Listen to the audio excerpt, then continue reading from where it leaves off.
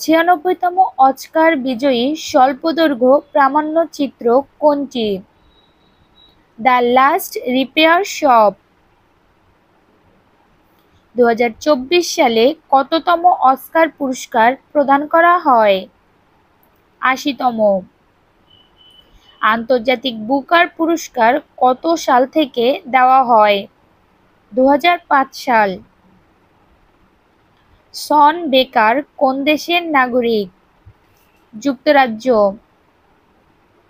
সম্প্রতি আন্তর্জাতিক বুকার পুরস্কার পাওয়া কায়রোচ উপন্যাসটি কার লেখা? জেনি এরপেনবেক।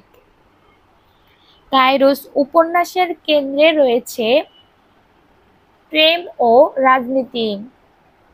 গ্লোবাল সকার অ্যাওয়ার্ড 2024 সেরা ফুটবলার নির্বাচিত হয়েছেন কে? Kylian Mbappe. 96তম অস্কারের শ্রেষ্ঠ পরিচালকের পুরস্কার পেয়েছেন কে? Christopher Nolan. 2024 সালের সেরা ছবি ক্যাটাগরিতে অস্কারজয়ী চলচ্চিত্র কোনটি? ওপেনহাইমার।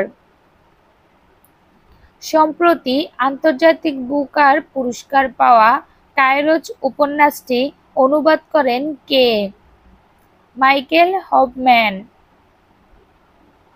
সম্প্রতি জার্মান লেখক জেনি এরপেনবেক কোন উপন্যাসটির জন্য আন্তর্জাতিক বুকার পুরস্কার পেয়েছেন?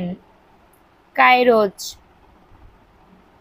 সম্প্রতি কান চলচ্চিত্র উৎসবে স্বর্ণপাম পাওয়া আনোরা এর পরিচালক কে? শন বেকার। সম্প্রতি কান চলচ্চিত্র উৎসব 24-এর কততম আসর ছিল? 77তম। সম্প্রতি আন্তর্জাতিক বুকার পুরস্কার পেয়েছেন কে? জেনি এরপেনবেক। 96তম অস্কারের শ্রেষ্ঠ অভিনেতার পুরস্কার পেয়েছেন কে? Cillian Murphy.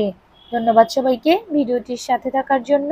প্লিজ সবাই লাইক করবেন, কমেন্ট করবেন এবং একটু শেয়ার করে দিবেন।